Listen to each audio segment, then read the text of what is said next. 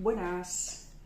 Os sigo mostrando curiosidades de ediciones o retelling de historias de Jane Austen en este 250 aniversario y este me ha encantado. La verdad es que cuando empecé a leérmelo no tenía muy claro qué me iba a encontrar, pero me llamaba mucho la atención. Se llama Sentido y sospecha, de Tirza Price, editado por Fandom Books.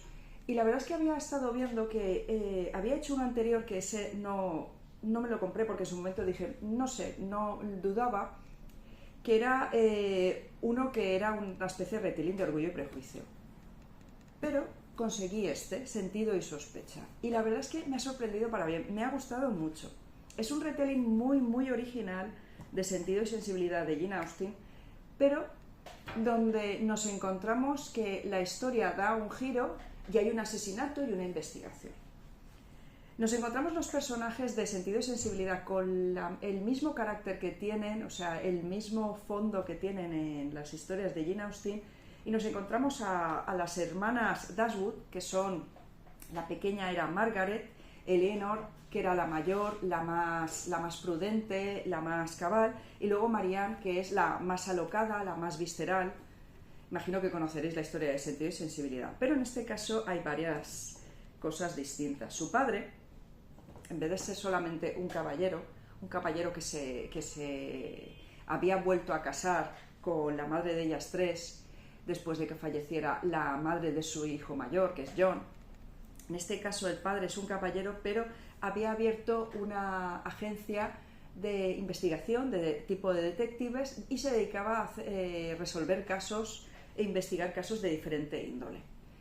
Y de vez en cuando le ayudaba a Marianne, porque a Marianne le gustaba mucho todo el trabajo de investigación, quería ayudarlo. Estamos en la época del sentido y sensibilidad, a las mujeres el hecho de trabajar no estaba muy bien visto, pero aquí vemos que el padre es un poco laxo en ese aspecto y le deja a Marianne que le ayude en ciertas cosas. Y por otro lado vemos que a Eleanor le gusta hacer experimentos con química, le gusta la química, le gustaría ser una científica, sobre todo dedicarse a la química y hace pues experimentos caseros como puede. Y por otro lado la pequeñita Margaret quiere ser escritora. Entonces nos encontramos tres jóvenes con diferentes objetivos en su vida, muy inusuales para la época, pero me gusta cómo lo va entrelazando con la historia. Entonces la historia empieza que vemos todo eso, igualmente la madre de ellas es como era muy amable, muy querida y tal. John ya sabíamos que era muy distante, sigue siendo muy distante con su asquerosa mujer Fanny, que todos la odiamos, tanto en la historia original como en esta, es realmente odiosa. Y luego los otros personajes que ahora os hablaré de ellos.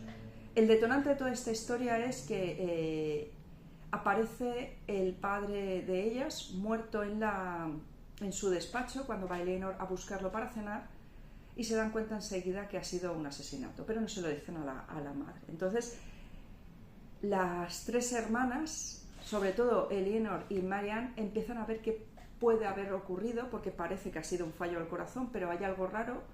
En la taza de té hay una especie de sustancia, Eleanor enseguida se da cuenta, sobre todo porque su padre no tomaba té por la noche, y empiezan a hacer diferentes pesquisas y ver quién podría ser el culpable o la culpable. Empiezan a pensar en gente que trabaja en la casa, pero mientras tanto ocurre todo lo que ocurre en la historia original, el hecho de que fallece el padre y llega John, que es el heredero, y la mujer Fanny, que enseguida quiere quedárselo todo, la casa y todo, y prácticamente las echa de la casa, van a una casa más pequeña ya, y es cuando conocen también al hermano de Fanny, que enseguida se fija en él, Eleanor, que era, esperaros que siempre se me olvida el nombre, Edward, que es siempre más cauto y tal, y en este caso Edward se dedica a, creo que era la contabilidad, o sea, trabajaba en un despacho y tal, y es el que va a ayudar con la herencia.